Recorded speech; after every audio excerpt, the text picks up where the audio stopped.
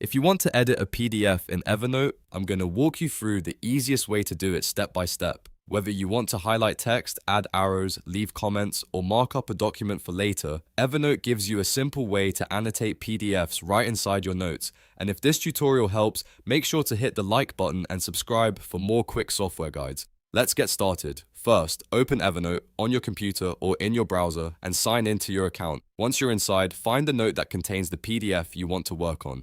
This could be a saved file from work, school, a project note, or any document you've stored in Evernote. The important thing is that the PDF is already attached to the note. Now click on the PDF attachment to open it. When the file opens, look for the annotation tools. In many versions of Evernote, you'll see an option like Annotate PDF. If that option is available, click it to enter editing mode. This is where you can start making changes directly on the PDF without needing to download separate software. Once you're in annotation mode, you can begin adding your edits. You can highlight key sections, draw arrows to point out important details, insert shapes, type text, or add comments. This is especially useful if you're reviewing contracts, study materials, meeting notices, or any document that needs quick feedback.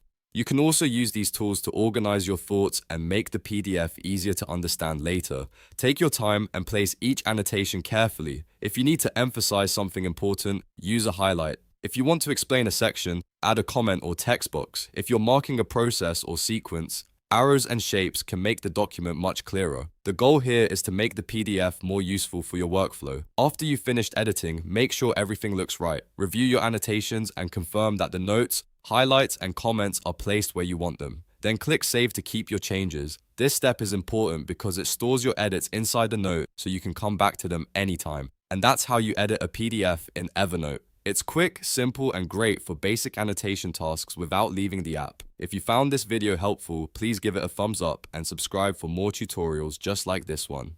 Thanks for watching, and I'll see you in the next video.